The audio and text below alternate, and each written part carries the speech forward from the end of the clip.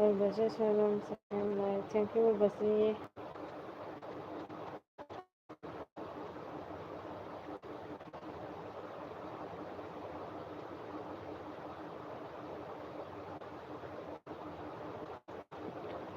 ꯕꯤꯖꯧꯔꯦ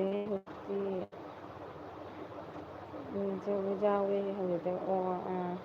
ꯑꯗꯨꯗꯤ ꯁꯪꯉꯝꯃꯦ ꯌꯥꯎꯔꯦ ꯑꯩꯅ ꯉꯔꯥꯡ ꯄꯨꯡ 9 ꯊꯥꯅꯤ ꯍꯥꯏꯕꯅ ꯇꯧꯔꯦ ꯍꯧꯖꯤꯛ ꯀꯅꯥꯝ ꯆꯪꯉꯛꯇꯦ ꯅꯪꯕꯨ ꯄꯨꯡ 9 ꯊꯥꯕꯗꯣ ꯁꯪꯉꯣꯏꯗꯣꯏꯕ ꯑꯩꯅ ꯑꯃꯨꯛ ꯑꯉꯥꯡꯁꯤꯅ ꯍꯥꯏꯗꯤ ꯇꯨꯝꯃꯝꯗꯥꯏꯒꯤ ꯅꯤꯡꯉꯥꯏ ꯇꯧꯕꯗꯨꯅꯅꯦ ꯑꯗꯨꯅ ꯑꯩꯅ ꯅꯨꯡꯊꯤꯟ ꯊꯥꯕꯅ ꯐꯩꯌꯦꯅꯅꯦ ꯄꯨꯡ 3ꯗꯒꯤ ꯍꯧꯔꯦ 3:30ꯗꯒꯤ ꯑꯗꯨꯝ ꯍꯧꯔꯦꯕ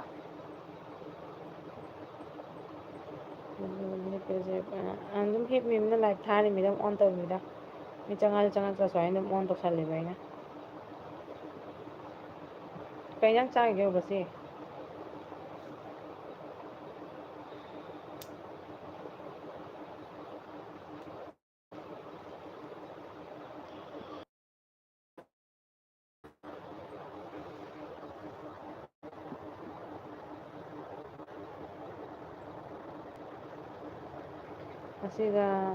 ꯉꯁꯤꯒ ꯑꯍꯨꯝꯂꯛ ꯁꯨꯔꯕ꯭ꯔꯥ ꯉꯁꯤꯒ ꯑꯍꯨꯝꯂꯛ ꯁꯨꯔꯕ ꯉꯁꯥꯏꯗꯒꯤ ꯊꯥꯕ ꯁ꯭ꯀꯨꯜꯗ ꯑꯗꯣ ꯍꯥꯏꯗꯤꯅꯦ ꯊꯥꯕꯗꯣ ꯐꯔꯛ ꯇꯥꯅ ꯍꯦꯛꯇꯅꯦ ꯑꯩ ꯐꯖꯅ ꯊꯥꯕꯗꯣ ꯉꯝꯍꯧꯗ꯭ꯔꯦꯕ ꯑꯗꯨꯗꯤ ꯑꯩꯅ ꯍꯧꯖꯤꯛ ꯊꯥꯔꯛꯑꯕ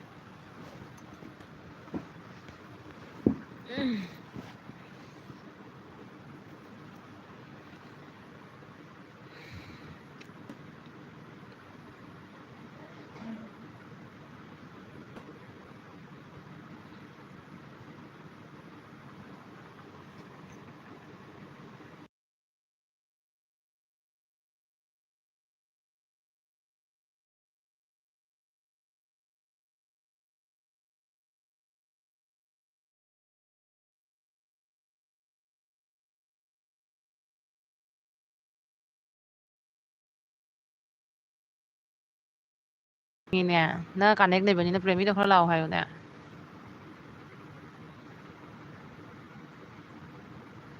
ꯀꯩ ꯏꯟꯖꯥꯡ ꯆꯥꯒꯦ ꯍꯦꯛꯇ ꯎꯔꯕꯁꯤꯗꯤ ꯊꯣꯛꯈ꯭ꯔꯕꯣ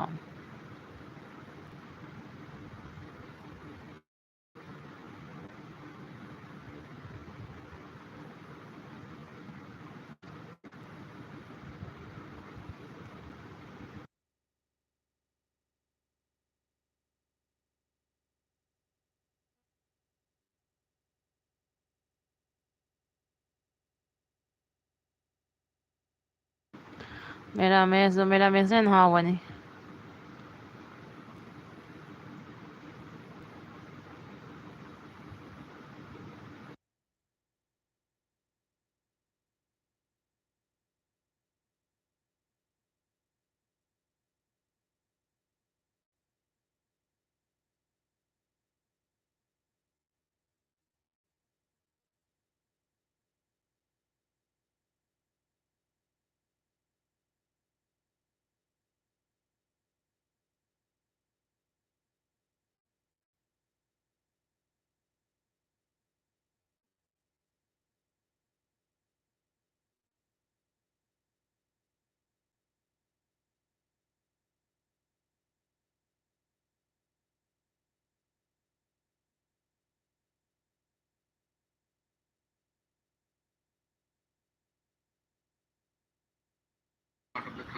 ꯅꯪꯗꯤ ꯑꯣꯛ ꯆꯥꯕꯗꯣ ꯑꯩ ꯑꯣꯛ ꯆꯥꯗꯦꯍꯦ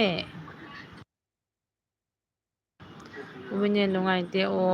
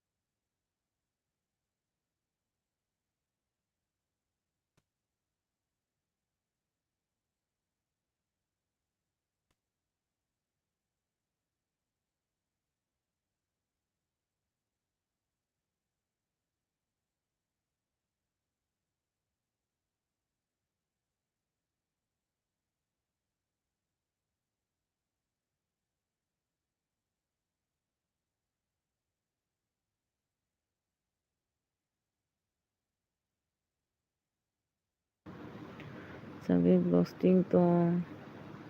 ꯂꯦꯞꯄꯤ ꯋꯦꯜꯀꯝ ꯁꯪꯒꯤ ꯊꯦꯡꯀ꯭ꯌꯨ ꯑꯩ ꯂꯥꯏꯞꯇ ꯆꯪꯕꯤꯔꯛꯄꯒꯤ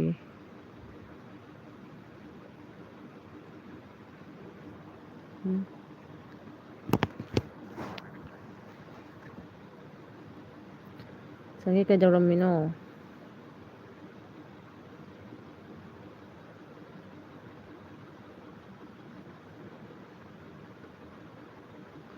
ꯑꯩꯈꯣꯏ ꯒ꯭ꯔꯨꯞꯀꯤ ꯃꯤꯁꯤꯡꯗꯣ ꯀꯥꯏ ꯆꯠꯈ꯭ꯔꯕꯣ ꯈꯪꯗꯦ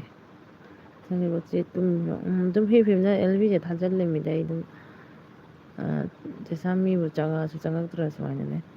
ꯃꯤꯕꯨ ꯌꯥꯝꯅ ꯆꯪꯉꯛꯇꯦ ꯍꯣꯏ ꯒ꯭ꯔꯨꯞ ꯁꯦꯝꯃꯤꯅꯦꯅ ꯇꯧꯔꯤꯗꯣ ꯒ꯭ꯔꯨꯞꯀꯤ ꯃꯤꯁꯤꯡꯗꯣ ꯀꯥꯏ ꯆꯠꯅꯈ꯭ꯔꯕ ꯈꯪꯗꯦ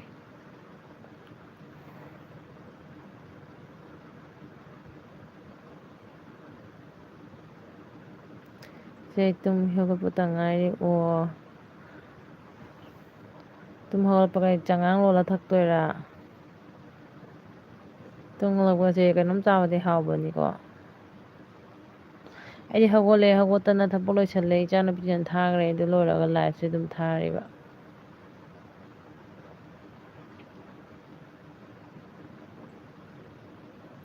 ꯑꯁ ꯅꯣꯡ ꯇꯥꯕꯁꯦ ꯇꯨꯝꯃꯨꯔꯦ ꯐꯖꯅ ꯅꯣꯡ ꯐꯖꯅ ꯍꯩꯊꯈ꯭ꯔꯦꯕꯣ ꯑꯩꯁꯨ ꯐꯤꯒ ꯃꯌꯥꯝ ꯁꯨꯗꯣꯛꯎꯔꯦ ꯅꯣꯡ ꯇꯥꯕꯁꯤꯒ ꯀꯩ ꯏꯟꯖꯥꯡ ꯆꯥꯒꯤꯒꯦ ꯁꯪꯒꯤ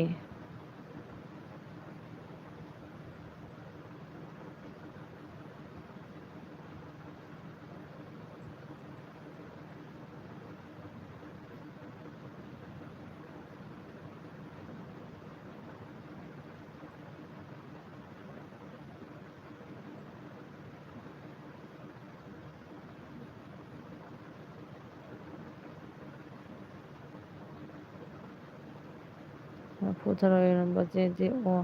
ꯑꯩꯗꯤ ꯉꯥꯔꯤ ꯊꯣꯡꯖꯤꯜꯂꯦ ꯍꯤꯟꯖꯥꯡ ꯋꯥꯏ ꯅꯠꯇ꯭ꯔꯥ ꯍꯧꯖꯤꯛ ꯌꯥꯝꯅ ꯍꯤꯟꯖꯥꯡꯒ ꯇꯧꯐꯝ ꯈꯪꯗꯦꯕꯣ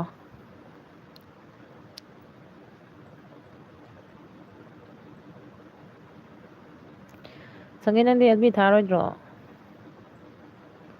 ꯃꯤ ꯑꯅꯤ ꯂꯩꯅꯦ ꯑꯃꯗꯤ ꯀꯃꯦꯟꯒ ꯇꯧꯔꯛꯇꯦ ꯀꯅꯥꯕꯨ ꯑꯣꯏꯔꯤꯕꯅꯣ ꯁꯪꯒꯤ ꯂꯥꯏꯛ ꯇꯧꯁꯜꯂꯝꯕꯗꯣ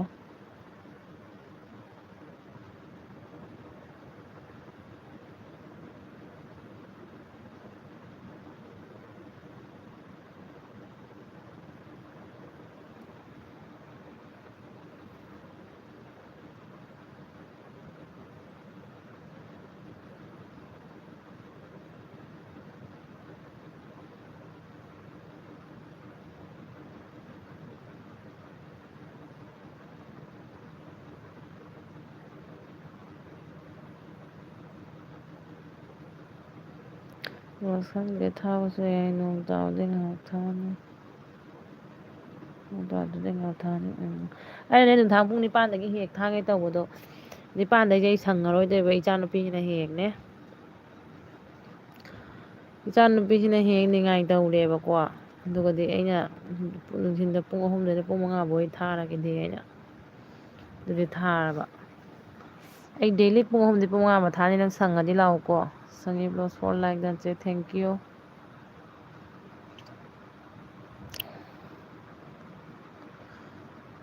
ꯅꯪ ꯍꯥꯡꯕ ꯀꯨꯏꯗ꯭ꯔꯤꯕꯣ ꯁꯪꯒꯤꯅ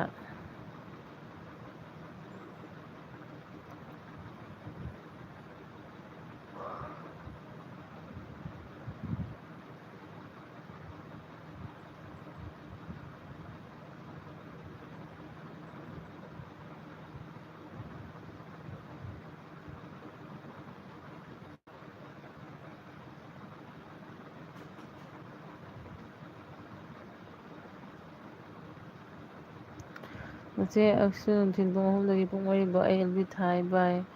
ꯊꯥꯔꯤꯕ ꯗꯦꯜꯂꯤ ꯑꯩꯒ ꯑꯩꯈꯣꯏ ꯆꯦꯒ ꯄꯨꯟꯅ ꯅꯣꯏ ꯆꯦꯗꯣ ꯄꯥꯔꯂꯔ ꯍꯥꯡꯉꯦ ꯍꯥꯏ ꯅꯠꯇ꯭ꯔꯣ ꯅꯪꯒ ꯑꯩꯒ ꯑꯃꯨꯛ ꯇꯥꯏꯃꯤꯡ ꯆꯞ ꯃꯥꯟꯅꯔꯗꯤ ꯐꯔꯛ ꯇꯥꯔꯛꯄ꯭ꯔꯥ ꯀꯩꯅꯣ ꯅꯪ ꯅꯠꯇ꯭ꯔꯣ ꯅꯣꯡꯃ ꯄꯥꯔꯂꯔ ꯀꯩꯅꯣ ꯇꯧꯔꯤ ꯀꯥꯏꯅ ꯆꯤꯡꯈꯠꯂꯛꯄꯗꯣ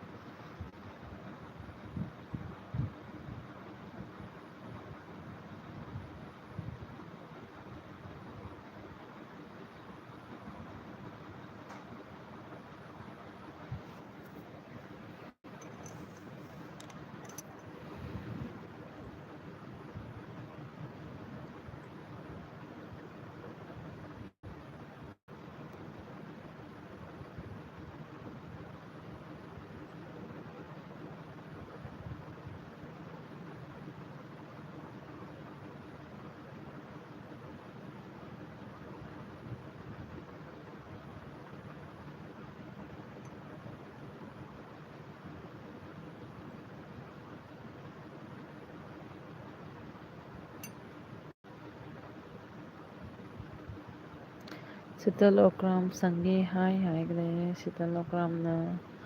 ꯁꯤꯇꯜ ꯊꯦꯡꯀ꯭ꯌꯨ ꯑꯩ ꯂꯥꯏꯕ ꯆꯪꯉꯛꯄꯒꯤꯗꯃꯛ ꯁꯪꯒꯤꯕ꯭ꯂꯣ ꯈꯪꯗꯦ ꯆꯤꯆꯦ ꯍꯜꯂꯛꯑꯗꯤ ꯄꯨꯡ 3ꯗ ꯑꯗꯨꯝ ꯊꯥꯗꯣꯏꯅꯤ ꯆꯦ ꯍꯧꯖꯤꯛ ꯄꯨꯡ 3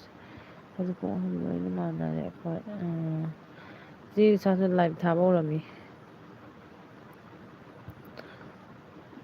ꯑꯦꯛꯆꯨꯋꯦꯂꯤ ꯑꯩꯈꯣꯏ ꯃꯇꯝꯁꯦ ꯍꯥꯏꯅꯒꯗꯅꯤꯕꯣ ꯑꯗꯨꯒ ꯊꯥꯅꯒꯗꯅꯤ ꯁꯤꯇꯜ ꯑꯣꯀ꯭ꯔꯥꯝ 5 ꯂꯥꯏꯛ ꯊꯦꯡꯀ꯭ꯌꯨ ꯁꯤꯇꯜꯁꯦ ꯀꯩ ꯂꯝꯗꯩ ꯑꯣꯏꯗꯣꯏꯅꯣ ꯁꯪꯒꯤꯕ꯭ꯂꯣ ꯆꯠꯂꯣ ꯁꯤꯇꯜ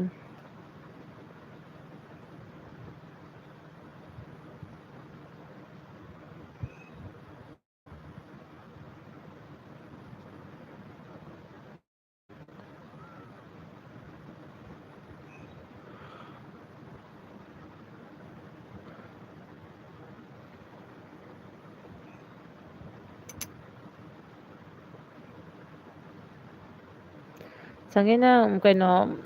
WT ꯀꯌꯥꯝ ꯌꯧꯔꯦ ꯋꯥꯆ ꯑꯋꯥꯔ ꯀꯌꯥꯝ ꯌꯧꯔꯦ ꯑꯗꯣ ꯉꯁꯤ ꯁꯕꯁꯀ꯭ꯔꯥꯏꯕ 3 ꯇꯥꯔꯦ ꯑꯗꯨꯃꯥꯏꯅ ꯇꯧꯕꯅꯤꯕꯣ ꯑꯩꯗꯤ ꯍꯧꯖꯤꯛ ꯈꯔ ꯐꯩ ꯅꯧꯔꯤꯉꯩꯗ ꯀꯌꯥꯝ ꯇꯥꯈꯤ ꯀꯌꯥꯝ ꯄꯥꯝꯃꯨꯏ ꯈꯪꯕ꯭ꯔꯥ ꯇꯂꯣꯞꯀꯥꯟ ꯂꯥꯡꯗꯒꯤꯅꯤ ꯑꯣ ꯅꯪꯒꯤꯁꯨ ꯆꯦꯅꯦꯜ ꯂꯩꯕ꯭ꯔꯣ ꯁꯤꯇꯜ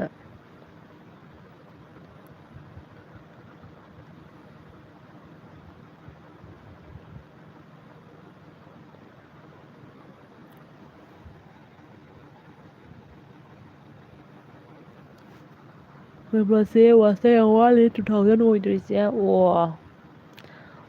ꯑꯩꯁꯨ 2000 ꯑꯣꯏꯗ꯭ꯔꯤ ꯑꯣꯏꯔꯗꯕꯅꯦꯕ 2000 LB ꯃꯌꯥꯝ ꯀꯛꯈ꯭ꯔꯦꯕ ꯈꯪꯕ꯭ꯔꯥ ꯑꯗꯨꯅꯅꯤ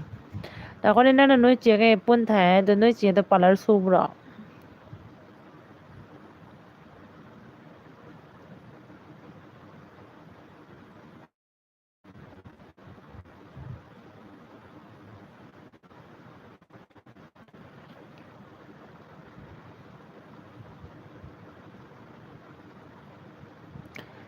ꯂꯩꯇꯦ ꯑꯣ ꯁꯞꯄꯣꯔꯠ ꯇꯧꯕꯤꯔꯛꯏꯁꯦ ꯊꯦꯡꯀ꯭ꯌꯨ ꯊꯥꯒꯠꯆꯔꯤ ꯁꯤꯇꯜ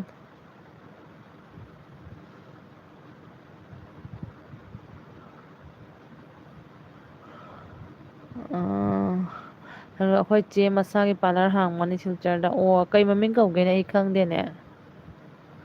ꯁꯤꯜꯆꯔ ꯀꯥꯏꯗ ꯍꯥꯡꯉꯤꯅꯣ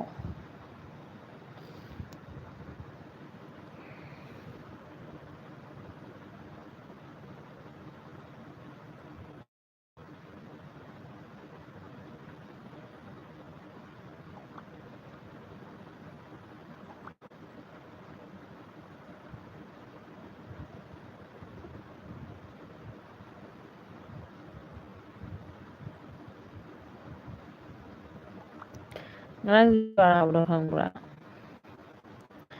ꯑꯣꯖꯥ ꯁꯪꯒꯤꯇꯥ ꯀꯥꯅꯦꯛ ꯑꯣꯏꯕꯅꯤ ꯀꯨꯏꯔꯕꯅꯤ ꯇꯧꯈꯤꯕ ꯁꯤꯜꯆꯔ ꯕꯤꯕꯦꯀꯥꯅꯟꯗ ꯔꯣꯗꯇ ꯑꯁꯥꯝ ꯕ꯭ꯌꯨꯇꯤ ꯄꯥꯔꯂꯔ ꯍꯥꯏꯅ ꯒꯨꯒꯜꯗ ꯂꯩꯕꯅꯤ ꯑꯣ ꯃꯥꯗꯤ ꯋꯥꯏ ꯇꯤ ꯄꯥꯏꯗ꯭ꯔꯣ ꯑꯗꯨ ꯑꯩꯅ ꯅꯣꯡꯃꯅꯦ ꯅꯪ ꯅꯕꯥꯅꯤ ꯂꯥꯏꯚ ꯊꯥꯃꯤꯟꯅꯕ ꯊꯦꯡꯅꯈꯤꯕ ꯄꯥꯔꯂꯔꯗꯅꯤ ꯑꯩꯅꯅꯦ ꯑꯗꯣ ꯑꯩꯅ ꯅꯣꯏꯁꯦ ꯍꯣꯖꯥꯏꯒꯤꯅꯦ ꯂꯩꯔꯤꯕꯅꯦ ꯂꯥꯁꯇ ꯏꯅꯪ ꯅꯪꯉꯦ ꯑꯩꯈꯣꯏ ꯁ꯭ꯋꯥꯏꯗꯩ ꯑꯣꯏꯔꯝꯃꯦ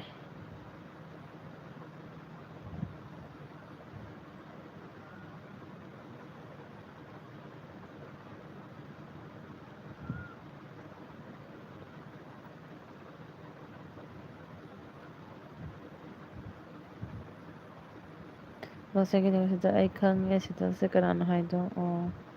ꯀꯅꯥꯅꯣ ꯁꯤꯇꯜꯁꯦ ꯑꯩꯗꯤ ꯈꯪꯗꯦꯅꯦ ꯁꯪꯒꯤ ꯅꯪ ꯈꯪꯅꯕ꯭ꯔꯣ ꯍꯥꯏꯁꯦ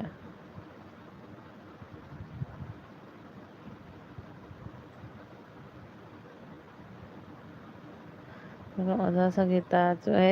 ꯁꯥꯟꯅꯔꯛꯄ ꯃꯤ ꯃꯥꯜꯂꯤ ꯀꯅꯥ ꯑꯣꯏꯗꯣꯏꯅꯣ ꯁꯤꯇꯜ ꯑꯣꯀ꯭ꯔꯥꯝꯁꯦ ꯏꯪꯒꯤꯠ ꯇꯧꯅꯈ꯭ꯔꯦ ꯑꯩꯒꯤꯁꯨ ꯍꯟꯆꯪ ꯀꯛꯈꯤꯕꯅꯤ ꯑꯣ ꯑꯩꯗꯤ ꯑꯦꯜꯕꯤ ꯃꯌꯥꯝ ꯀꯛꯈ꯭ꯔꯦ ꯚꯤꯗꯤꯑꯣ ꯈꯔꯁꯨ ꯀꯛꯊꯠꯈ꯭ꯔꯦ ꯑꯗꯨꯅ ꯑꯣ ꯃꯆꯦꯟꯗꯦꯝꯒ ꯁꯤꯡꯖꯨ ꯆꯥꯅꯩꯅꯦ ꯑꯩ ꯑꯇꯣꯞꯄ ꯐꯣꯟꯗꯩ ꯌꯦꯡꯉꯤꯕꯅꯦ ꯁꯤꯇꯜꯁꯦ ꯀꯅꯥꯅꯣ ꯍꯥꯏꯌꯨ ꯑꯈꯪꯕ ꯃꯤ ꯃꯥꯜꯂꯤ ꯑꯌꯥ ꯗꯦꯕꯤꯒꯁꯦ ꯁꯤꯡꯖꯨ ꯆꯥꯏꯅꯦ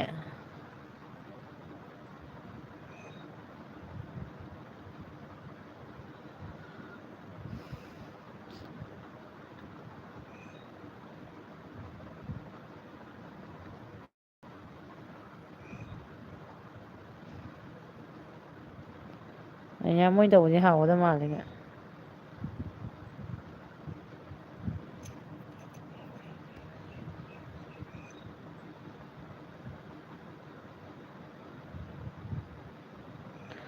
ꯑꯩꯅ ꯚꯤꯗꯤꯑꯣ ꯑꯃ ꯑꯞꯂꯣꯗ ꯇꯧꯔꯒ 6 ꯃꯟꯃꯨꯛ ꯑꯞꯂꯣꯗ ꯇꯧꯗꯨꯅ ꯂꯩꯔꯦ ꯑꯗꯨꯒ 1 year ꯐꯥꯅ ꯀꯛꯈ꯭ꯔꯦ ꯋꯥꯆꯞ ꯑꯩꯌꯥ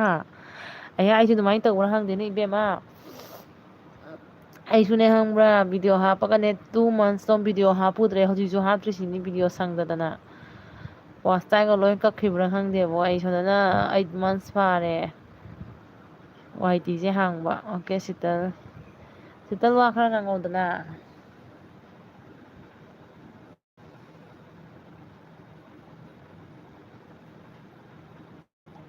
ꯏꯆꯥ ꯅꯨꯨꯄꯤꯅ ꯄꯥꯔꯛ ꯆꯠꯀꯦ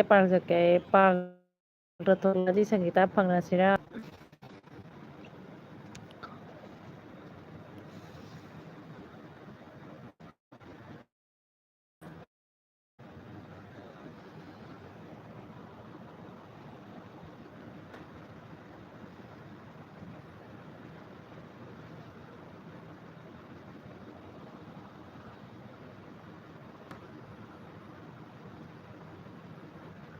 ꯍꯣꯏꯁꯦ ꯐꯪꯉꯁꯤ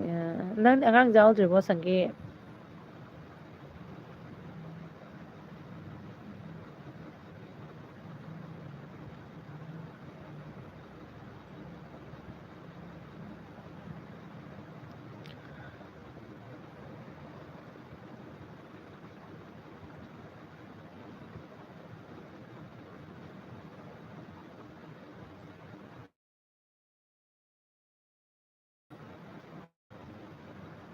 ꯏꯇꯣꯝꯇ ꯉꯥꯏꯔꯣ ꯀꯩꯅꯣ ꯆꯦ ꯌꯥꯎꯗ꯭ꯔꯤ ꯑꯣ ꯑꯗꯨꯏꯁꯨ ꯅꯪ ꯁꯪꯉꯗꯤ ꯂꯩꯌꯨꯅ ꯁꯨꯝ ꯑꯣꯟꯗ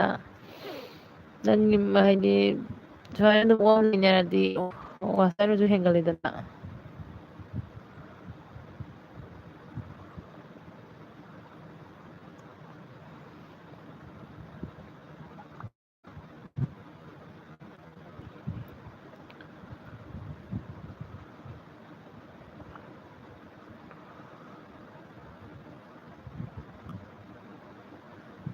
ꯄꯨꯡꯁꯤꯡ ꯇꯥꯏꯃꯤꯡꯒ ꯆꯦꯟꯖ ꯇꯧꯕꯁꯤꯅꯅꯦ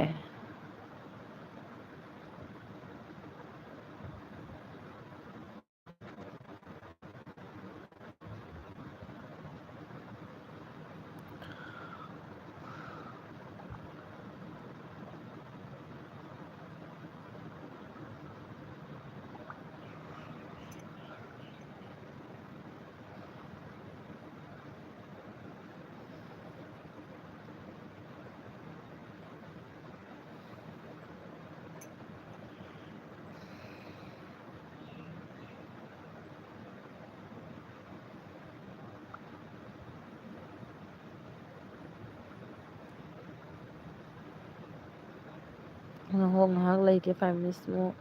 ꯂꯥꯏꯗꯨꯛ ꯊꯥꯕ ꯃꯇꯝ ꯑꯣꯏꯔꯛꯄꯅꯤꯅ ꯁꯟꯗꯥ ꯀꯩꯁꯨꯝ ꯂꯣꯏꯁꯟꯗꯔꯤ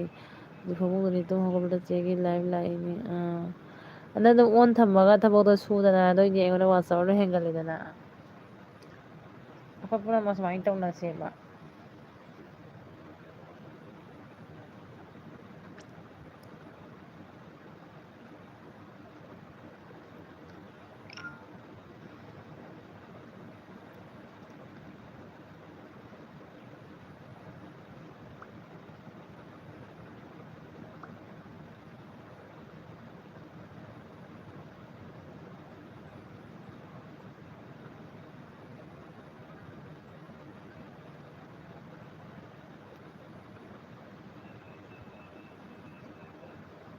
ꯑꯗꯨꯁꯨ ꯍꯣꯏ ꯆꯦ ꯒ꯭ꯔꯨꯞꯀꯤ ꯃꯤ ꯃꯌꯥꯝꯗꯣ ꯀꯥꯏꯅꯦ ꯑꯗꯨꯅꯤ ꯒ꯭ꯔꯨꯞꯀꯤ ꯃꯤ ꯃꯌꯥꯝꯗꯣ ꯀꯥꯏ ꯆꯠꯈ꯭ꯔꯕ ꯈꯪꯗꯦꯅꯦ ꯑꯁꯤꯗ ꯇꯧꯅꯅ ꯍꯥꯏꯗꯤ ꯒ꯭ꯔꯨꯞꯁꯦ ꯁꯞꯄꯣꯔꯠ ꯇꯧꯅꯅꯕ ꯍꯥꯏꯅ ꯒ꯭ꯔꯨꯞ ꯁꯦꯝꯃꯒ ꯑꯃꯨꯛ ꯀꯗꯥꯏ ꯆꯠꯅꯈ꯭ꯔꯕ ꯈꯪꯗꯦ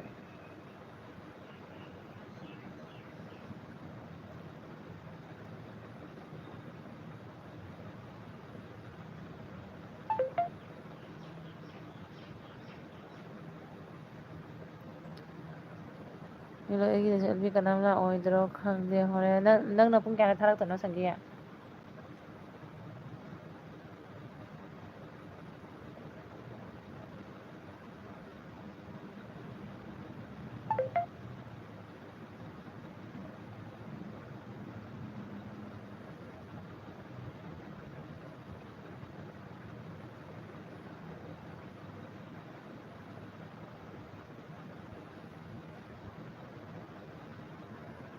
ꯆꯦ ꯑꯩ 7ꯗꯒꯤ 9 ꯐꯥꯎ ꯑꯣꯏꯅ ꯊꯝꯉꯦ ꯁꯤ ꯑꯩꯌꯥ ꯑꯗꯨꯗꯤ ꯁꯔꯃꯥ ꯁꯤꯁꯇꯔꯁꯨ ꯄꯨꯡ 6ꯇꯩꯅꯤꯅꯦ ꯄꯨꯡ 6ꯇꯩ ꯄꯨꯡ 9ꯐꯥꯎꯅꯤꯅꯦ ꯁꯔꯃꯥ ꯁꯤꯁꯇꯔ ꯑꯣꯏ ꯅꯪ ꯊꯣꯝꯖꯤꯟꯗꯧꯔꯤꯃꯤ ꯑꯩꯅ ꯑꯦꯜꯕꯤ ꯊꯥꯅ ꯅꯪ ꯂꯥꯛꯇꯕꯩ ꯅꯪ ꯉꯥꯏꯔꯝꯃꯤꯃꯤ ꯑꯩ ꯇꯥꯏꯝ ꯆꯦꯟꯖ ꯇꯧꯔꯦ ꯄꯨꯡ 9ꯗ ꯊꯥꯉꯝꯃꯣꯏ ꯏꯆꯥ ꯅꯨꯨꯄꯤꯁꯤꯅꯅꯦ ꯅꯤꯡꯉꯥꯏ ꯇꯧꯕꯁꯤꯅ ꯑꯗꯨꯅ ꯄꯨꯡ ꯑꯍꯨꯝ ꯃꯈꯥꯏ ꯑꯍꯨꯝ ꯅꯠꯇ꯭ꯔꯒ 3:30ꯗꯒꯤꯅ ꯄꯨꯡ 5 ꯊꯥꯒꯦ ꯇꯧꯅꯤ 5 ꯇꯔꯨꯛ ꯑꯩꯈꯣꯏ ꯒ꯭ꯔꯨꯞ ꯁꯦꯝꯃꯤꯅꯦ ꯀꯔꯤꯝ ꯀꯥꯟꯅꯗꯦ ꯒ꯭ꯔꯨꯞꯀꯤ ꯃꯤꯁꯤꯡꯗꯣ ꯀꯅꯥꯝ ꯆꯪꯉꯛꯇꯦ ꯍꯣꯏ ꯃꯤ ꯂꯥꯛꯇꯣꯏꯅꯤ ꯑꯣ ꯑꯩꯅꯅꯦ ꯀꯩꯅꯣꯗꯣ ꯑꯅꯨ ꯀꯩꯁꯥꯝꯗꯣ ꯑꯦꯜꯕꯤ ꯊꯥꯔꯝꯃꯦꯕ ꯊꯥꯕꯗ ꯑꯩꯅ ꯑꯩꯒꯤꯅꯦ ꯄꯨꯡ 3ꯗꯒꯤ ꯑꯦꯜꯕꯤ ꯂꯩ ꯃꯌꯥꯝ ꯂꯥꯛꯑꯣꯅ ꯎꯁꯥꯃꯨꯛ ꯊꯥꯈ꯭ꯔꯦ ꯑꯗꯣ ꯕꯦꯝꯆꯥꯅ ꯂꯩꯕ ꯊꯕꯛ ꯀꯟꯕ ꯃꯇꯝꯅꯤ ꯁꯪꯒꯗ꯭ꯔꯥ ꯁꯪꯉꯣꯏꯗ꯭ꯔꯥ ꯈꯪꯗꯦ ꯍꯥꯏꯅ ꯈꯪꯉꯕ ꯑꯗꯣ ꯃꯣꯏꯗꯤ ꯉꯁꯥꯏ ꯆꯦꯟꯅꯦꯜ ꯂꯩꯅꯕꯅꯤꯅ ꯎꯁꯥ ꯊꯥꯒꯗꯕ ꯑꯣꯏꯕꯗꯨꯅ ꯃꯥꯗꯤ ꯊꯕꯛ ꯆꯤꯜꯂꯦ ꯍꯥꯏꯔꯤ ꯋꯥ ꯑꯣꯏꯔꯦ ꯈꯪꯉꯕ꯭ꯔꯥ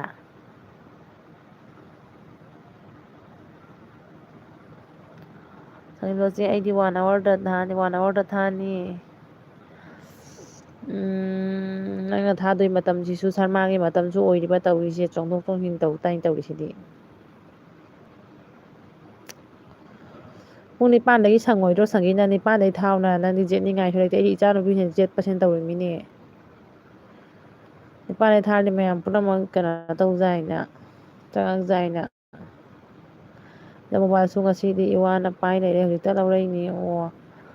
ꯑꯗꯣ ꯑꯩ ꯄꯨꯡ 3 ꯅꯠꯇ꯭ꯔꯒ 3:30ꯗꯩ ꯊꯥꯔꯅꯤ ꯅꯪ ꯂꯥꯛꯎ ꯈꯪꯕ꯭ꯔꯥ ꯅꯣꯏ ꯂꯥꯛꯎ ꯈꯪꯕ꯭ꯔꯥ ꯍꯦꯛ ꯁꯔꯃꯥ ꯅꯥꯀꯣ ꯑꯩꯈꯣꯏ ꯒ꯭ꯔꯨꯞꯀꯤ ꯃꯤꯁꯤꯡꯗꯣ ꯀꯥꯏ ꯆꯠꯈ꯭ꯔꯒꯦ ꯑꯝꯇꯪ ꯍꯥꯏꯔꯛ ꯇꯥꯁꯤ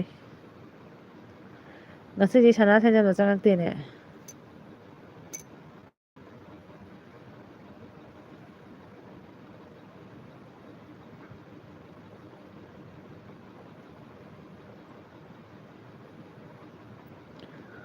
ꯑꯌꯨꯛꯇ ꯊꯥꯔꯝꯃꯤ ꯀꯅꯥꯝ ꯆꯪꯉꯛꯇꯦ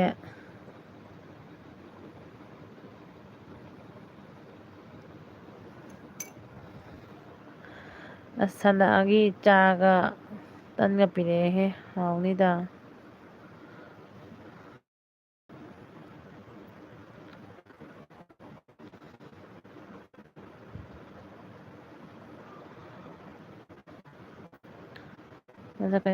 ꯕꯣꯕꯤ ꯑꯩ ꯉꯥ ꯊꯣꯡꯕ ꯆꯥꯏꯅꯦ ꯆꯥꯛ ꯆꯥꯔꯤ ꯑꯣ ꯐꯔꯛ ꯇꯥꯅꯔꯤ ꯇꯧꯔꯤꯁꯦ ꯂꯣꯏꯅ ꯍꯣꯏ ꯍꯣꯏ ꯆꯪꯉꯛꯀꯦ ꯁꯪꯒꯤ ꯑꯩꯈꯣꯏ ꯂꯣꯏꯅ ꯁꯞꯄꯣꯔꯠ ꯇꯧꯅꯁꯤ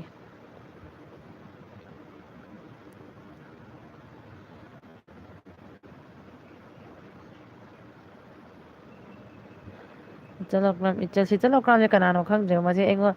ꯑꯈꯪꯕ ꯃꯤꯗꯤ ꯑꯣꯏꯔꯝꯒꯗ꯭ꯔꯕ ꯃꯥꯜꯂꯤꯕ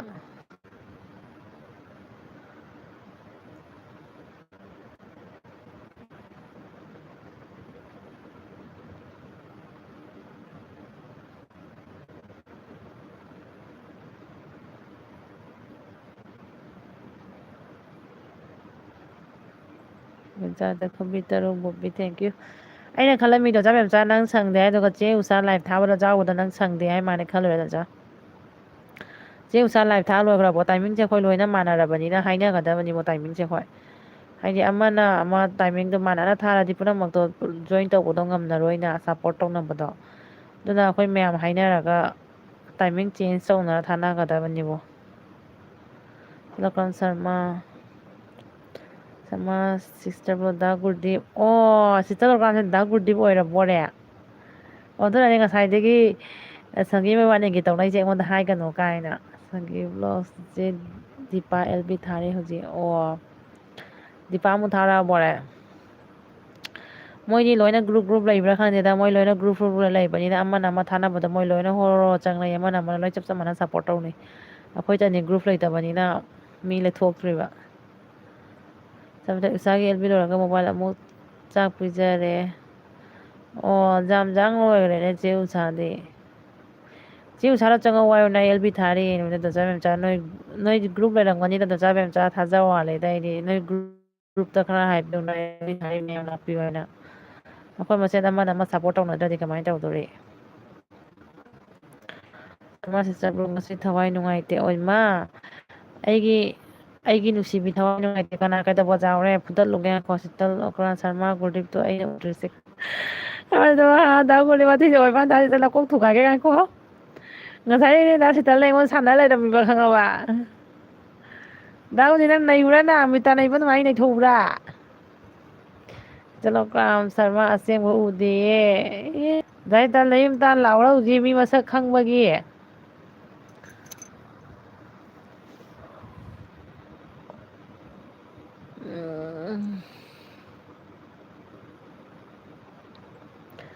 ꯑꯣꯖꯥ ꯃꯦꯝꯆꯥ ꯀꯥꯏ ꯃꯥꯡꯈ꯭ꯔꯦ ꯑꯣꯖꯥ ꯃꯦꯝꯆꯥ ꯂꯩꯀꯣ ꯑꯩ ꯑꯣ ꯑꯣꯖꯥ ꯃꯦꯝꯆꯥ ꯅꯧꯔꯤꯉꯩꯗꯗꯤ ꯅꯣꯏ ꯅꯧꯅ ꯍꯥꯡꯉꯛꯄꯗꯗꯤ ꯑꯩꯈꯣꯏꯅ ꯃꯌꯥꯝ ꯁꯞꯄꯣꯔꯠ ꯇꯧꯕꯤꯔꯤꯅꯤ ꯒ꯭ꯔꯨꯞꯀ ꯍꯥꯞꯅ ꯈꯣꯠꯅ ꯅꯣꯏꯁꯨ ꯒ꯭ꯔꯨꯞ ꯂꯩꯔꯗꯤ ꯑꯩꯈꯣꯏꯗ ꯍꯥꯄꯛꯑꯣꯀꯣ ꯇꯧꯖꯅꯨ ꯅꯣꯏ ꯑꯗꯨꯃꯥꯏꯅꯀ ꯑꯩꯈꯣꯏ ꯆꯞ ꯃꯥꯟꯅꯅ ꯁꯞꯄꯣꯔꯠ ꯇꯧꯃꯤꯟꯅꯁꯤ ꯁꯔꯃ ꯁꯤꯇꯜ ꯑꯍꯨꯝ ꯅꯀꯣꯛ ꯊꯨꯒꯥꯏꯅꯤ ꯗꯥ ꯒꯨꯔꯗꯤꯟ ꯉꯥꯏꯈꯣ ꯇꯧꯒꯦ ꯃꯥꯒꯤ ꯃꯀꯣꯛꯀꯤ ꯊꯣꯞꯇꯣ ꯆꯥꯏꯈꯥꯏꯒꯦ ꯁꯒꯣꯜꯂꯥꯏꯗꯣ ꯊꯨꯒꯥꯏꯔ ꯆꯥꯊꯣꯛꯀꯦ ꯉꯥꯏꯈꯣ ꯇꯧꯒꯦ ꯑꯣꯖꯥ ꯃꯦꯝꯆꯥ ꯀꯩ ꯏꯟꯖꯥꯡ ꯆꯥꯈꯤꯒꯦ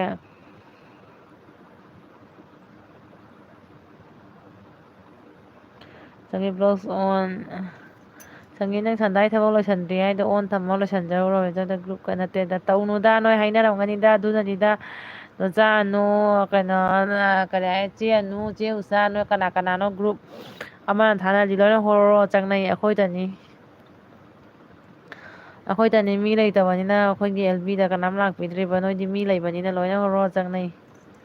ꯑꯗꯣ ꯅꯣꯏ ꯇꯥꯏꯃꯤꯡ ꯍꯥꯏꯅꯕꯗꯨꯅ ꯑꯗꯨꯃꯥꯏꯅ ꯇꯧꯅꯩ ꯅꯠꯇ꯭ꯔꯣ ꯆꯦ ꯁꯨꯖꯤꯇꯥ ꯍꯣꯏ ꯅꯣꯏ ꯃꯌꯥꯝ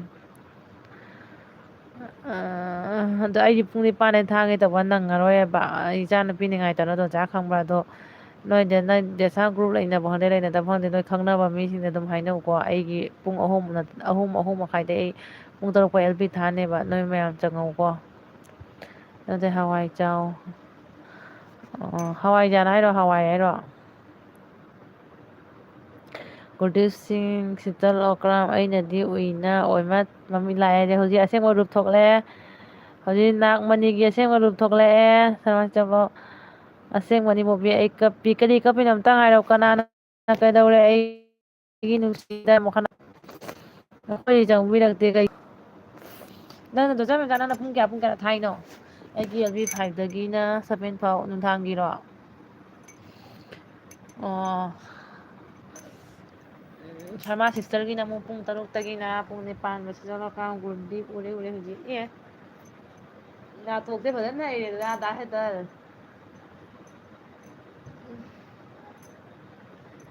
ꯗꯥ ꯍꯦꯇꯜ ꯅꯪ ꯂꯤꯂꯥꯒ ꯀꯨꯝꯃꯗꯤ ꯐꯖꯅ ꯍꯩꯅꯤꯌꯦ ꯃꯥꯟꯒꯅꯤꯌꯦ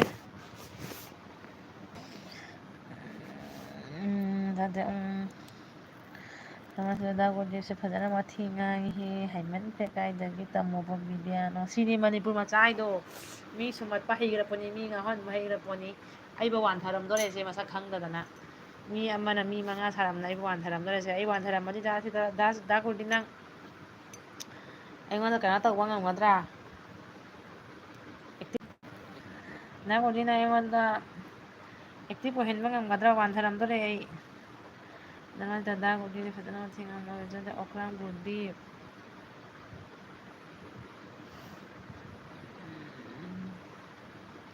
ꯑꯣꯖꯥ ꯃꯦꯝꯆꯥꯗꯤ ꯀꯣꯝꯃꯝꯃꯅꯤꯅꯦ ꯑꯉꯥꯡꯉꯩ ꯅꯆꯥ ꯅꯤꯄꯥꯉꯩ ꯆꯥꯎꯔꯕꯅꯤꯅ ꯌꯦꯠꯅꯤꯡꯉꯥꯏ ꯂꯩꯇ꯭ꯔꯦꯗꯣ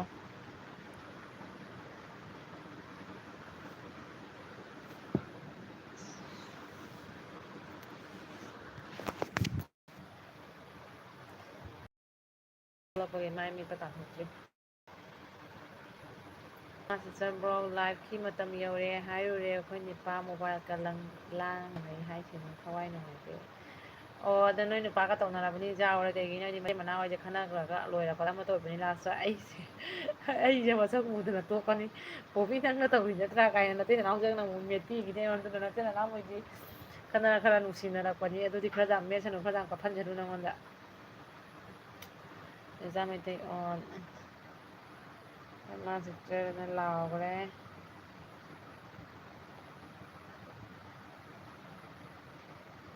ꯄꯨꯖꯥꯒꯤ ꯀꯩꯀꯩ ꯐꯤ ꯂꯩꯅꯗꯣꯔꯤꯅꯣ ꯁꯜꯋꯥꯔ ꯂꯩꯗꯣꯏꯔꯥ ꯁꯥꯔꯤ ꯂꯩꯗꯣꯏꯔꯥ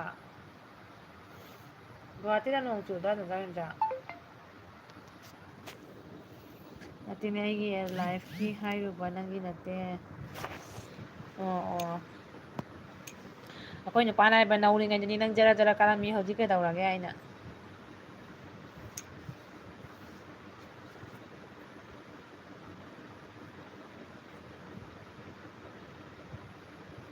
ꯃꯔꯛꯇ ꯗꯣꯀꯥ ꯈꯔ ꯆꯥꯈ꯭ꯔꯦ ꯑꯗꯨꯅ ꯑꯩ ꯄꯨꯔꯥ ꯐ꯭ꯂꯣꯞ ꯆꯥꯔꯛꯏꯅꯦ ꯍꯧꯖꯤꯛ ꯅꯪꯕꯨꯗꯤ ꯅꯪꯁꯨ ꯑꯦꯜ ꯕꯤ ꯊꯥꯔꯛꯑꯣ ꯑꯩꯈꯣꯏ ꯃꯌꯥꯝ ꯄꯨꯟꯅ ꯁꯞꯄꯣꯔꯠ ꯇꯧꯃꯤꯟꯅꯅꯤꯅ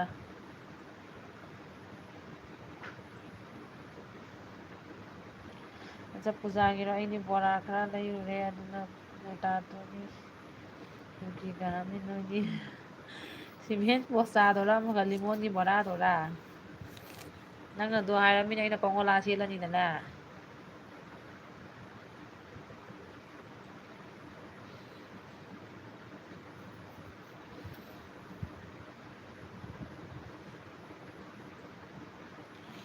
ꯑꯩꯅ ꯄꯥꯡꯒꯣꯂꯥ ꯁꯦꯠꯂꯗꯤ ꯚꯥꯏꯔꯦꯜ ꯑꯣꯏꯅꯤꯌꯦ ꯐꯖꯅ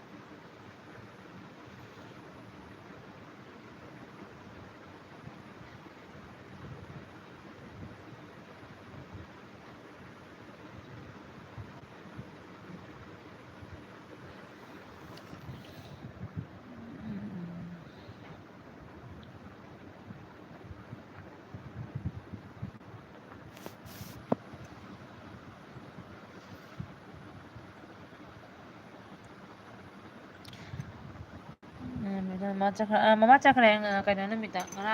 ꯉꯔꯥꯡ ꯆꯠꯈ꯭ꯔꯤꯅꯦ ꯁꯣꯅꯥꯏꯕ ꯊꯤꯜꯂꯨꯏ ꯑꯗꯨ ꯀꯩꯗꯧꯔꯒꯦ ꯑꯣ ꯐꯝꯃꯝꯃꯤ ꯃꯤꯗꯣ ꯆꯥꯃꯤꯟꯅ ꯁꯨꯝ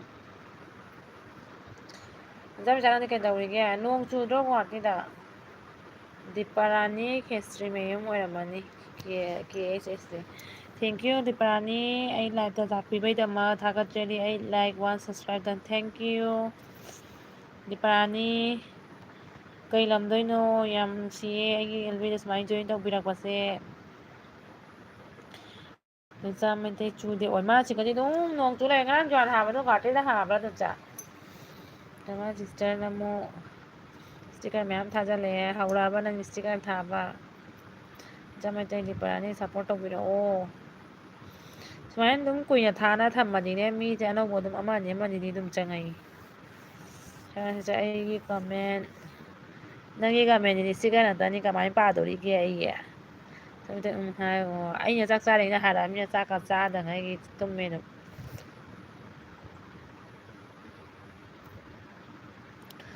ꯀꯣꯟꯇꯦꯟꯒ ꯂꯩꯇ꯭ꯔꯦꯕꯣ ꯑꯩꯗꯤ ꯚꯤꯗꯤꯑꯣ ꯊꯥꯡꯒꯠꯅꯤꯡꯉꯥꯏ ꯊꯣꯡꯕꯒꯤꯗ ꯑꯣꯏꯅ ꯊꯥꯡꯒꯠꯂꯛꯑꯁꯤꯔ ꯀꯩꯅꯣ ꯁꯪꯗꯦ ꯍꯥꯏꯔꯤꯅꯦ ꯑꯉꯥꯡ ꯁ꯭ꯀꯨꯜ ꯆꯠꯄꯗꯒꯤ ꯃꯦꯗꯥꯝ ꯕꯦꯝꯆꯥ ꯁꯦꯂꯨ ꯗꯤꯄꯥꯔꯥꯅꯤꯁꯤ ꯗꯥ ꯍꯩꯇꯒ ꯑꯣꯏꯔꯝꯗꯣꯏ ꯖꯥꯠꯂꯥ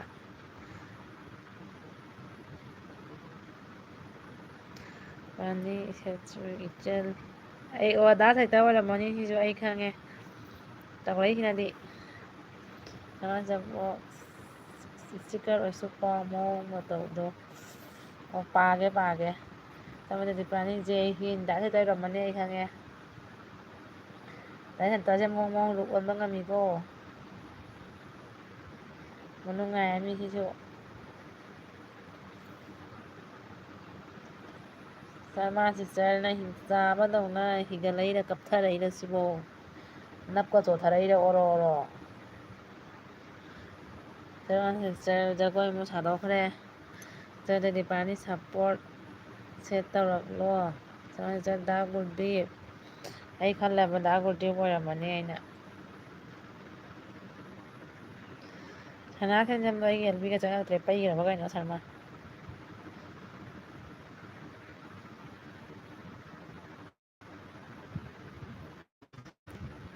ꯃꯤ ꯂꯥꯛꯑꯁꯨ ꯂꯥꯛꯇ꯭ꯔꯁꯨ ꯄꯨꯡ ꯇꯔꯨꯛ ꯐꯥꯎ ꯑꯣꯟ ꯇꯧꯅ ꯊꯝꯃꯦ ꯍꯥꯏꯅ ꯇꯧꯔꯤꯅꯤ ꯑꯗꯨ ꯅꯪ ꯏꯆꯜ ꯅꯪ ꯀꯨꯏꯔꯔꯣꯏ ꯅꯇꯥ ꯇꯠꯀꯅꯤ ꯀꯨꯏꯔꯔꯣꯏ ꯅꯥ ꯇꯠꯀꯅꯤ ꯀꯩꯒꯤ ꯇꯠꯇꯣꯏꯕ ꯁꯅꯥꯇꯣꯝꯕꯤ ꯏꯁꯤꯡ ꯈꯅꯥꯎ ꯀꯪꯗ꯭ꯔꯣ ꯀꯪꯗꯦ ꯃꯤ ꯌꯥꯝꯃꯗꯤ ꯀꯪꯒꯗꯕ ꯉꯔꯥꯡ ꯂꯥꯏꯚ ꯅꯨꯡꯉꯥꯏꯒꯠꯂꯛꯑꯒ ꯄꯨꯡ 9ꯒꯤ ꯊꯥꯕꯗꯣ ꯂꯥꯏꯚ ꯅꯨꯡꯉꯥꯏꯒꯠꯂꯒ ꯀꯩꯅꯣꯅꯦ ꯏꯆꯥꯅꯨꯄꯤꯅ ꯂꯥꯏꯚ ꯊꯥꯅꯨ ꯃꯤ ꯅꯨꯡꯁꯤꯗꯦ ꯍꯥꯏꯅ ꯇꯥꯏꯃꯤꯡꯒ ꯆꯦꯟꯖ ꯇꯧꯈꯤꯕꯗꯩ ꯃꯤꯒ ꯂꯣꯏꯅ ꯄꯨꯡꯊꯨꯞ ꯊꯨꯞꯆꯟꯒ꯭ꯔꯦ ꯇꯧꯔꯤꯁꯦ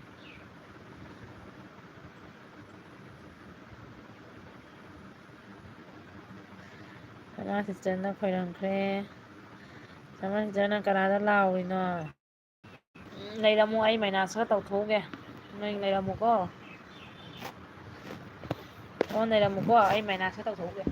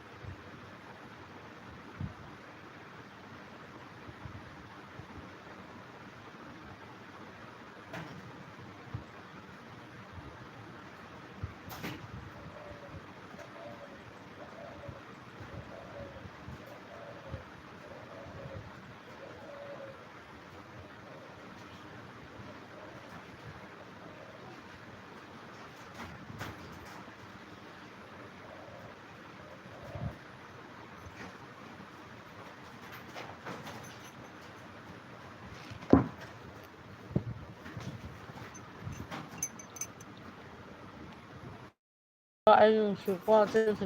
ꯅꯨꯄꯤꯗꯨꯗ ꯅꯆꯥꯅꯨꯄꯤꯗꯨꯗ ꯍꯥꯏꯌꯨ ꯅꯆꯥꯅꯨꯄꯤꯗꯨꯅ ꯂꯥꯏꯞ ꯊꯥꯅꯣꯅ ꯀꯩꯅꯣꯅꯦ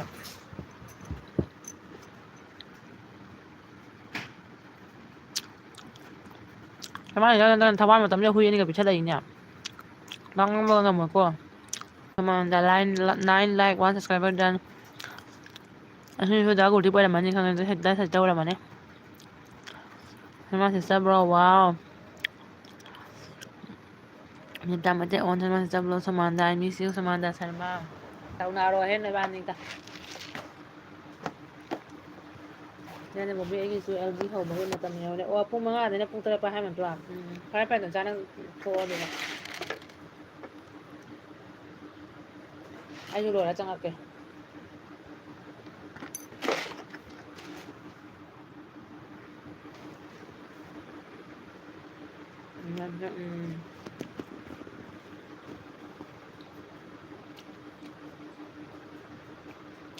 ꯁꯅꯥ ꯀꯩ ꯂꯝꯗꯩꯅꯣ ꯍꯥꯏꯈ꯭ꯔꯦ ꯍꯦꯃꯥ ꯁꯤꯁꯇꯔ ꯒꯦꯝ ꯑꯣꯚꯔ ꯍꯥꯏꯈ꯭ꯔꯦ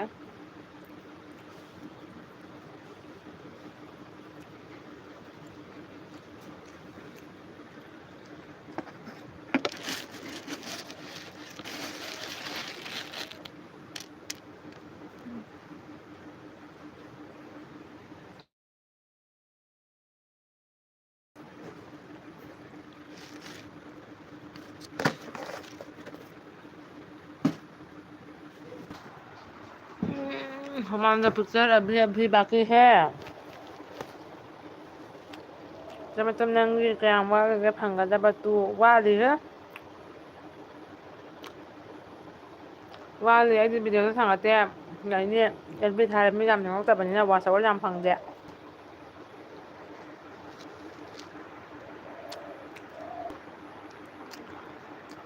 ꯃꯆꯥ ꯅꯣꯏꯗꯤ ꯍꯦꯜꯂꯝꯃꯅꯤ 2 ꯍꯦꯜꯂꯝꯃꯅꯤ 2K ꯍꯦꯜꯂꯝꯃꯅꯤ ꯁꯨꯃꯥꯡꯗ ꯀꯥꯏꯗꯩꯅꯣ ꯁꯣꯝꯗꯤ ꯁꯣꯝꯗ ꯁꯔꯃ ꯑꯩꯗꯤ ꯃꯦꯟꯃꯥꯔꯒꯤꯅꯤ ꯍꯥꯏꯁ ꯃꯦꯟꯃꯥꯔ ꯀꯣꯏꯔꯨꯗꯕ ꯌꯥꯗꯦ ꯅꯪꯗꯤ ꯑꯦꯐ ꯕꯤ ꯂꯧꯒꯗꯕ ꯍꯥꯏꯕꯅꯤ ꯑꯣ ꯑꯩꯅ ꯄꯨꯡ 3 ꯄꯣꯊꯥꯁꯤꯔꯥ ꯍꯥꯏꯅ ꯈꯜꯂꯝꯕ ꯁꯔꯃꯥꯒꯤ ꯄꯨꯡ 3ꯇꯩ ꯍꯧꯗꯣꯏꯅꯦꯕ ꯑꯗꯣ ꯄꯨꯡ 3 ꯄꯣꯊꯥꯒꯦꯅꯗꯤ ꯈꯜꯂꯤ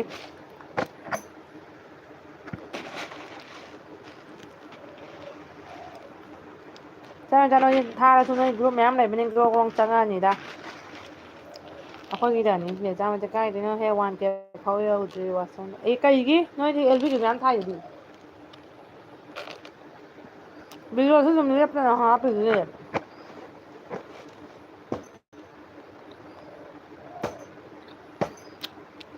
1K ꯗꯤ ꯇꯧꯐꯝ ꯊꯣꯛꯑꯦꯗ ꯑꯩ ꯑꯁꯦꯡꯕ ꯌꯥꯝ ꯆꯠꯅꯩ ꯃꯃꯥꯡꯗ ꯏꯆꯜ ꯃꯥꯏ ꯀꯥꯏꯅꯤ ꯕꯣꯕꯤ ꯍꯣꯏ ꯕꯥꯏ ꯕꯥꯏ ꯅꯪꯅ ꯌꯧꯗ꯭ꯔꯤ ꯑꯣ ꯑꯩꯌꯥ ꯑꯗꯨꯗꯤ ꯅꯪ ꯗꯦꯂꯤ ꯂꯥꯏꯐ ꯊꯥꯔꯣ ꯑꯗꯨꯗ ꯅꯥꯏꯠꯇꯅ ꯃꯌꯥꯝ ꯐꯪꯕꯅꯤ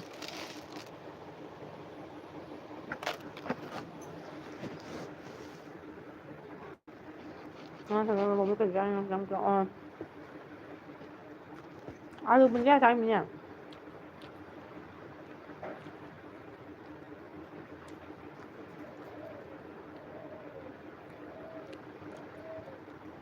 아유 문제야 잘해 내가 더 어제 인비야 그래서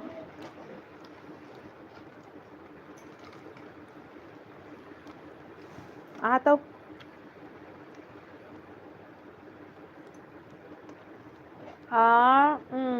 하와 이제 나무 지나가는 거 동안 인상하게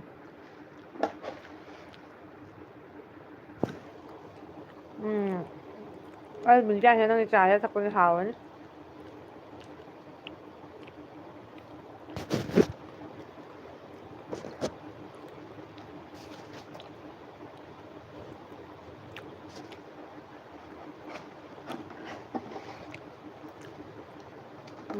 하we 가요 뭐 사닥사닥 떠오더라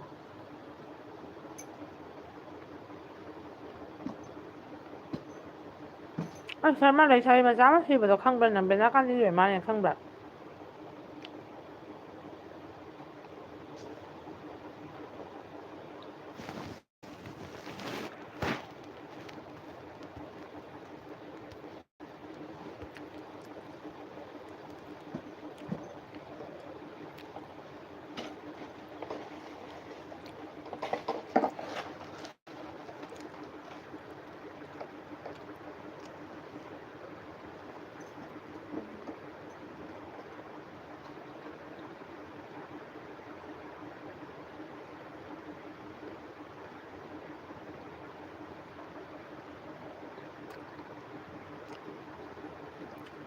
Ko moina chang le bi tha ba hơn các kinh này mình bi mình phải mới trả hơn nè học đó rồi vậy ꯌꯥꯝꯅ ꯃꯣꯅꯣ ꯇꯧꯍꯜꯂꯣ ꯑꯩꯉꯣꯟꯗ ꯑꯗꯨꯏꯗꯤ ꯅꯪ ꯑꯩꯉꯣꯟꯗ ꯆꯪꯉꯤꯕ ꯅꯦꯠ ꯃꯌꯥꯝꯗꯣ ꯔꯤꯇꯔꯟ ꯇꯧꯕꯤꯔꯛꯀꯦ ꯖꯔ ꯖꯔ ꯀꯥꯞꯊꯔꯛꯀꯦ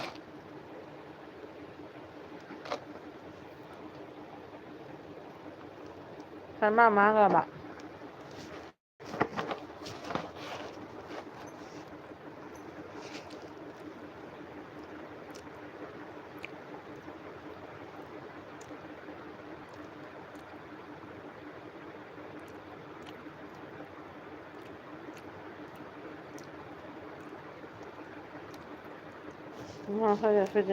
ꯏꯃꯥ ꯅꯨꯄꯤ ꯄꯨꯝꯅꯃꯛ ꯃꯥꯟꯅꯕ꯭ꯔꯥꯅꯦ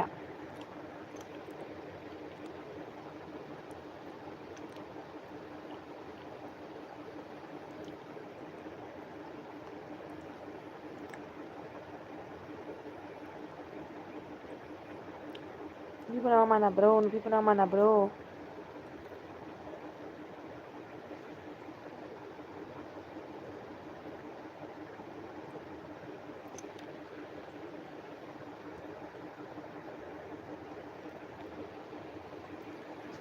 ꯏꯆꯜ ꯀꯩ ꯍꯥꯏꯒꯦ ꯁꯔꯃ ꯃꯥꯡꯈ꯭ꯔꯦ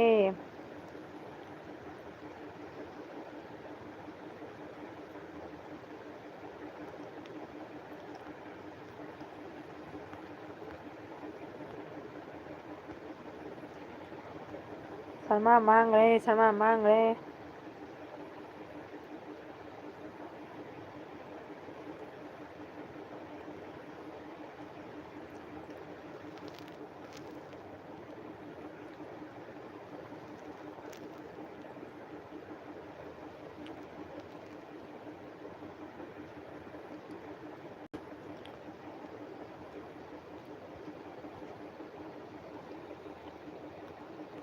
ꯅꯥꯏꯟ ꯁꯨꯔꯦꯀꯣ ꯊꯦꯡꯀ꯭ꯌꯨ ꯅꯪꯅ 1K ꯌꯧꯍꯟꯕꯤꯌꯨꯅ ꯅꯈꯣꯅꯦ ꯗꯁꯩꯇꯥꯅꯦ ꯌꯨꯇꯨꯕꯇꯒꯤ ꯆꯪꯉꯒꯅꯦ ꯏꯃꯦꯜ ꯑꯅꯧꯕ ꯑꯦꯀꯥꯎꯟ ꯍꯥꯡꯕ ꯌꯥꯕ꯭ꯔꯥ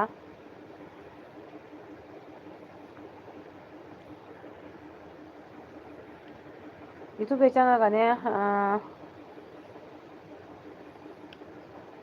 ꯑꯅꯧꯕ ꯑꯦꯀꯥꯎꯟ ꯍꯥꯡꯕ ꯌꯥꯕ꯭ꯔꯥ ꯑꯩꯁꯨ ꯃꯤ ꯒꯤꯐ ꯄꯤꯕ ꯇꯝꯒꯦꯅꯦ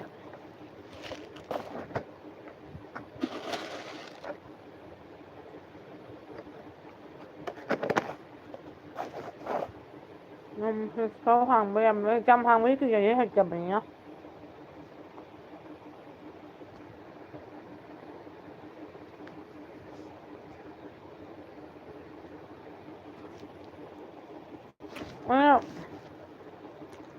ꯒꯨꯒꯜ ꯆꯪꯉ ꯍꯥꯡꯗꯣꯏꯔꯣ ꯀꯃꯥꯏꯅ ꯍꯥꯡꯗꯣꯏꯅꯣ ꯑꯩ ꯍꯩꯇꯦꯅꯦ ꯑꯝꯇ ꯇꯥꯛꯄꯤꯔꯛꯎꯅꯦ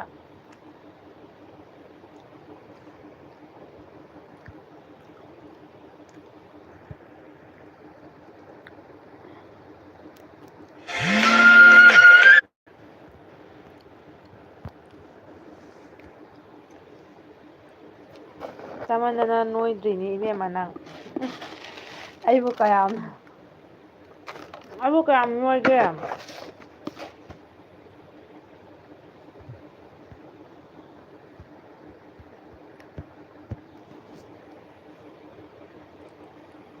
ꯑꯩꯕꯨ ꯀꯌꯥꯝ ꯅꯣꯏꯒꯦ ꯑꯦꯀꯥꯎꯟ ꯑꯇꯣꯞꯄ ꯍꯥꯡꯕ ꯇꯥꯛꯄꯤꯔꯛꯎꯅꯦ ꯑꯩꯉꯣꯟꯗ ꯑꯝꯇꯪ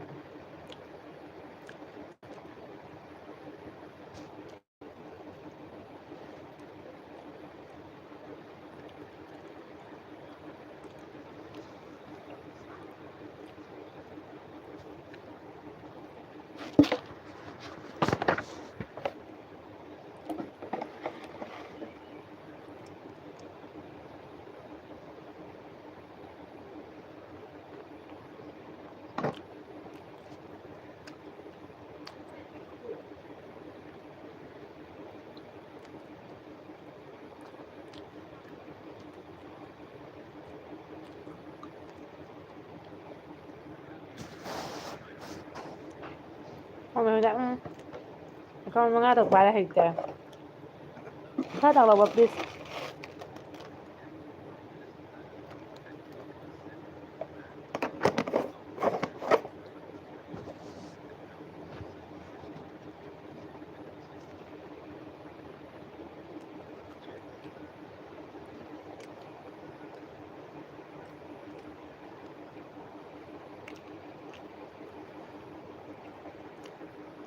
ꯅꯨꯡꯁꯤꯌꯦꯗ ꯍꯦꯛꯇꯗꯅꯤ ꯁꯞꯄꯣꯔꯠ ꯇꯧꯕꯤꯁꯦ ꯂꯩꯕꯤꯈ꯭ꯔꯕ ꯁꯔꯃꯥꯅ ꯇꯧꯁꯟꯅꯔ ꯆꯠꯈ꯭ꯔꯦ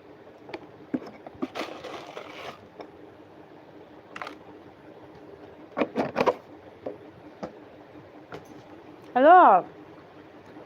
ꯕꯦꯛꯒ ꯂꯧꯅꯕ꯭ꯔꯣ ꯑꯣ ꯍꯣꯏ ꯍꯣꯏ ꯎꯝ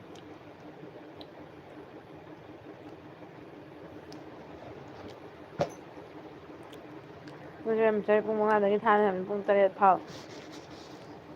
ꯑꯗꯨꯗ ꯆꯥꯛ ꯑꯗꯨꯝ ꯆꯪꯉꯨꯒꯦ ꯍꯥꯏꯔꯣ ꯃꯥꯏꯁꯨ ꯃꯤ ꯖꯔ ꯖꯔ ꯄꯥꯏꯁꯜꯂꯝꯒꯅꯤ ꯃꯥ ꯀꯩꯗꯧꯋꯦ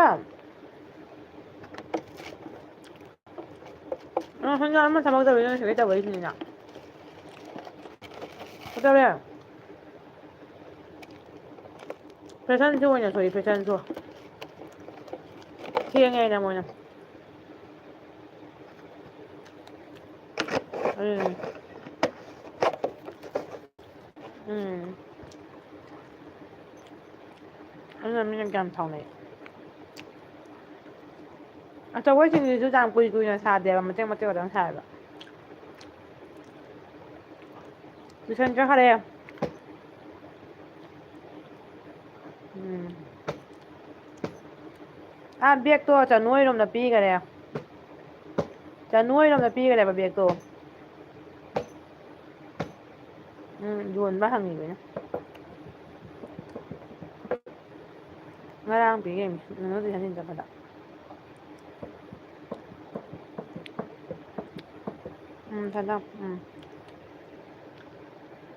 ꯈꯤꯇꯂꯣꯛꯀ꯭ꯔꯥꯝ ꯅꯨꯡꯁꯤꯕꯤꯌꯨ ꯍꯥꯏꯗꯦ ꯑꯩꯉꯣꯟꯗ ꯀꯗꯔ ꯇꯧꯔꯨꯅꯨ ꯅꯨꯡꯁꯤ ꯍꯥꯏꯔꯁꯨ ꯐꯥꯒꯤ ꯇꯥꯏꯅꯦ ꯌꯥꯝ ꯊꯥꯖꯗꯕꯩ ꯋꯥꯔꯣ ꯊꯃꯣꯏꯁꯦ ꯁꯦꯒꯥꯏꯔ ꯌꯦꯡꯒꯦꯕ ꯏꯕꯨꯡ ꯑꯗꯨꯃꯥꯏꯅ ꯅꯨꯡꯁꯤꯕꯩ ꯋꯥꯅꯤ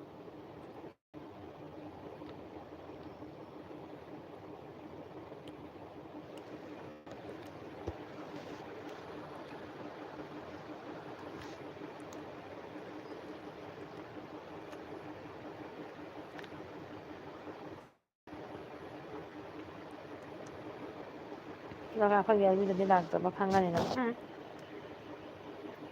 ꯑꯦꯀꯥꯎꯟꯗ ꯁꯨꯝ ꯌꯥꯝ ꯅꯣꯇꯤꯐꯤꯀꯦꯁꯟꯁꯨ ꯂꯥꯛꯇꯦ ꯑꯩꯉꯣꯟꯗ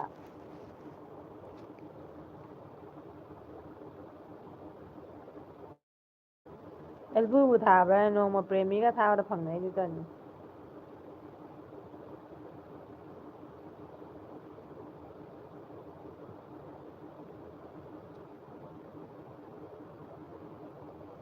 ꯍꯌꯦꯡꯗꯩꯗꯤ ꯄꯨꯡ 3ꯗꯩꯅ ꯄꯨꯡ 5 ꯊꯥꯅꯤꯗ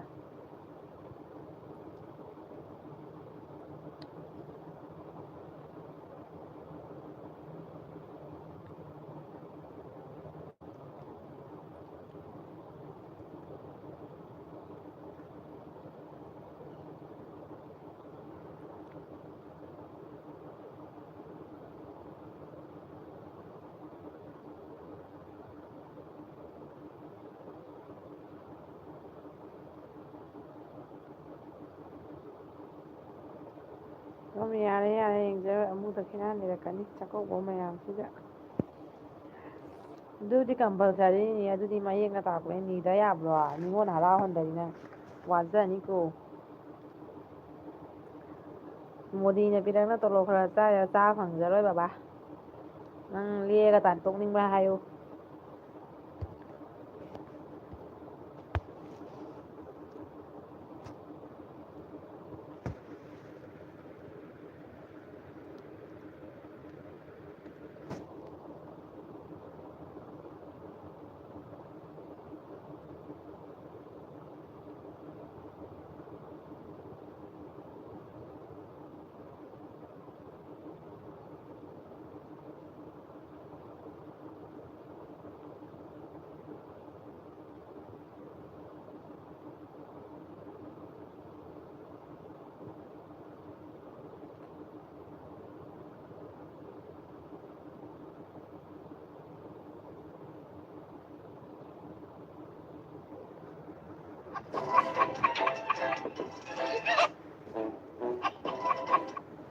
मान लो कि असम राइफल्स को यहाँ से हटा दिया जाए आपके गांव से फिर क्या होगा? ऐसा असम राइफल और आर्मी हटा दिया तो हम लोग ये घर पर छोड़ के जंगल भाग जाना पड़ेगा sir.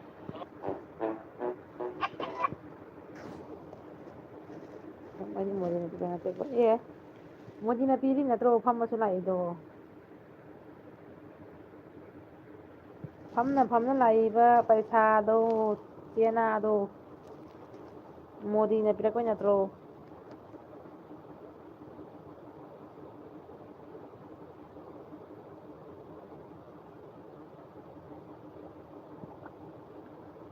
Rohan Sharma hello thank you Rohan ꯑꯩꯒꯤ ꯂꯥꯏꯐꯇ ꯆꯪꯉꯛꯄꯩꯗꯃꯛ ꯖꯒꯥ ꯃꯨꯔꯃꯨꯔꯅ ꯄꯤꯕꯅꯤ ꯀꯥꯏ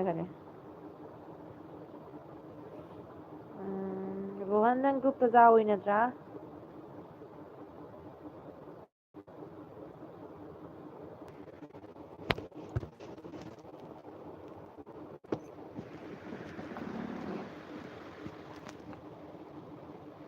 ꯑꯗꯨ ꯃꯆꯦ ꯁꯔꯃ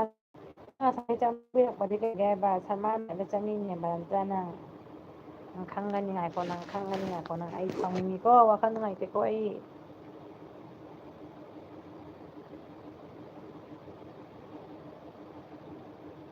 ꯁꯔꯃ ꯌꯥꯎꯗꯦꯁꯦ ꯑꯣ ꯁꯔꯃꯥꯒꯤ ꯂꯥꯏꯐꯇꯗꯤ ꯅꯪ ꯍꯦꯛ ꯎꯏꯌꯦꯕ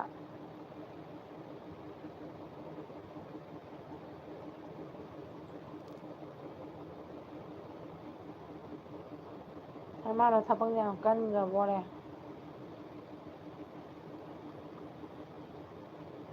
ꯀꯩ ꯊꯕꯛ ꯁꯨꯔꯤꯖꯥꯠꯅꯣ ꯃꯥ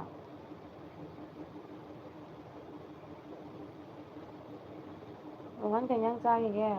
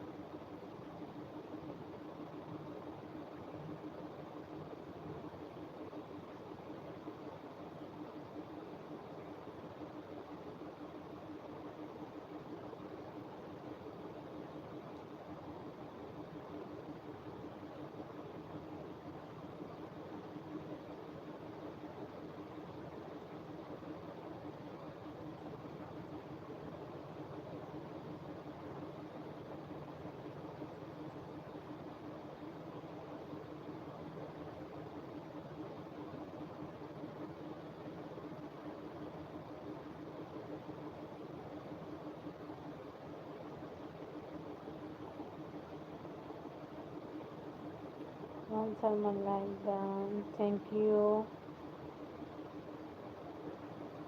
10 likes सुरे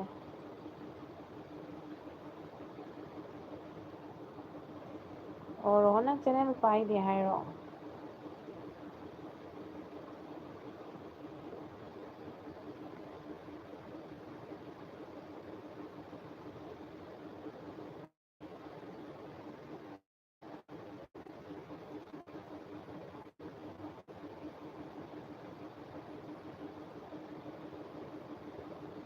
पाई दो only for support kita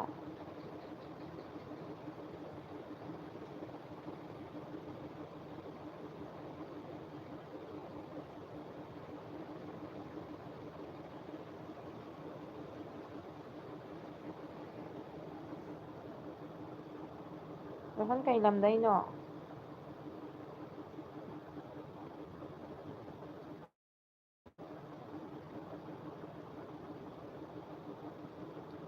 ꯏꯆꯦ ꯋꯦꯜꯀꯝ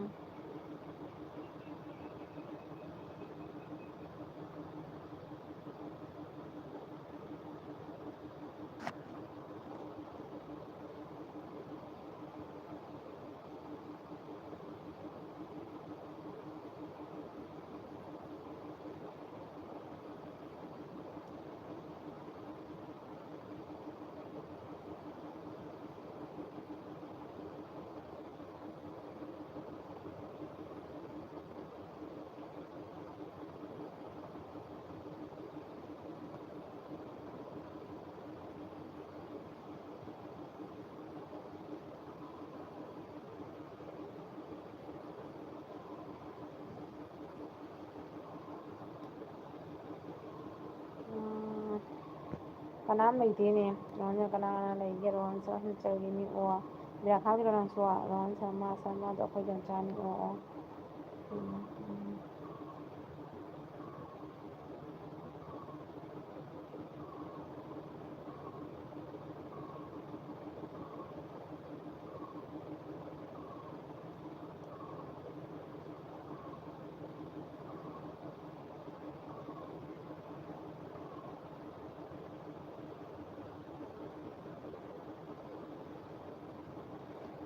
ꯑꯁꯤ ꯂꯥꯏꯐꯁꯦ ꯂꯣꯏꯁꯜꯂꯒꯦꯗ ꯄꯨꯡ ꯀꯌꯥꯐꯥꯎ ꯊꯥꯗꯣꯏꯅꯣ ꯂꯣꯏꯁꯜꯂꯒꯦ